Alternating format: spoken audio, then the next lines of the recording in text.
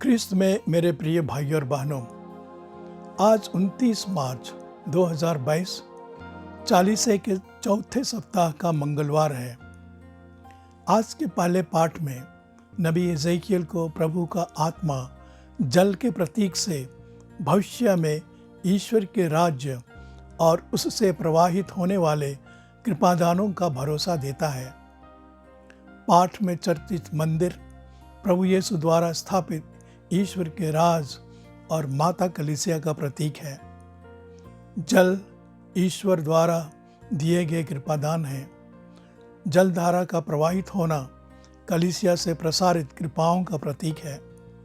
यह जलधारा नदी बन जाती है, जिसका मतलब है कि ईश्वरीय कृपा सारे विश्व में फैल जाती है। और जिस तरह से जल पेड़ पौधों के लिए जीवन का स्रोत बनता है, उसी तरह कृपा मनुष्य के लिए विश्वास और धार्मिकता का जीवन झरना बन जाती है। आज कलीसिया में 7 संस्कारों के माध्यम से पवित्र आत्मा के 7वां वरदान प्रवाहित होते हैं और ख्रिस्ती समुदाय को जीवित और सक्रिय रखते हैं। आज के सुसमाचार में बताया गया है कि हमारे प्रभु यीशु 38 वर्षों से बीमार एक व्यक्ति को विश्राम के दिन चंगा करते हैं।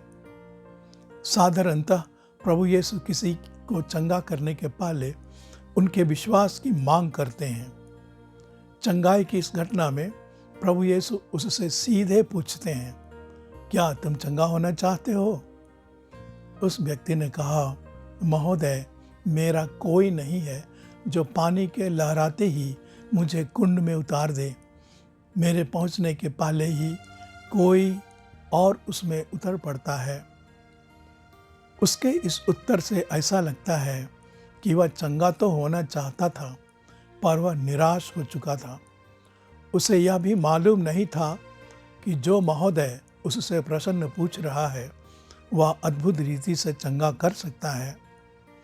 प्रभु यीशु ने विश्वास की मांग किए बिना इस बीमार व्यक्ति को चंगा किया और उससे कहा, अपनी चारपाई उठाओ और घर जाओ।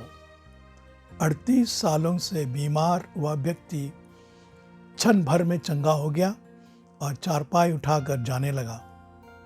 चारपाई लेकर चलने पर फरीसियों और शास्त्रियों ने आपत्ति की, क्योंकि वह विश्राम का दिन था। फरीसियों और शास्त्रियों ने यह नहीं सोचा कि उस व्यक्ति पर ईश्वर की महान कृपा हुई कि वह 38 साल की बीमारी से चमत्कारिक ढंग से चंगा हो गया है।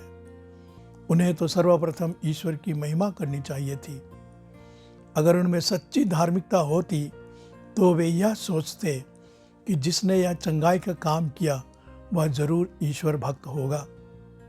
लेकिन अहंकार से ग्रस्त उनकी बुद्धि मारी गई थी।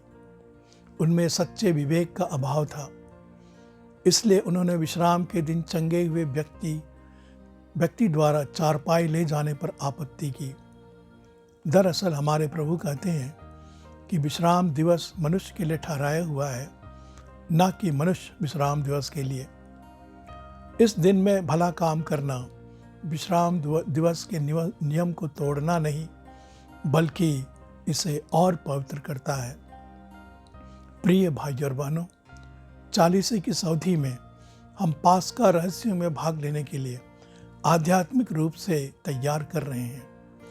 हम ईश्वर को धन्यवाद दें कि कलीसिया में पवित्र संस्कारों के माध्यम से वह पवित्र आत्मा के 7 वरदानों को हमें देता है।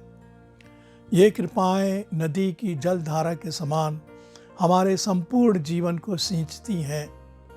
हम इन्हें ग्रहण करें और अच्छा ख्रिस्तीय जीवन जीने का प्रयत्न करें। दूसरी बात हम याद रखें कि अहंकार सब बुराइयों की जड़ है। अपने अंदर से अहंकार रूपी जड़ को काट डालें। अहंकार को निकालकर प्रभु यीशु के समान नम्र और दीन बने। ईश्वर और पड़ोसी प्रेम की सच्ची धार्मिकता को अपनाएं। इसी प्रेम के कारण प्रभु यीशु ने अपने को क्रूस पर बलिदान चढ़ाकर हमारी मुक्ति दी है। ईश्वर आप सबको सच्ची धार्मिकता, और सच्चा विवेक दे। आमीन।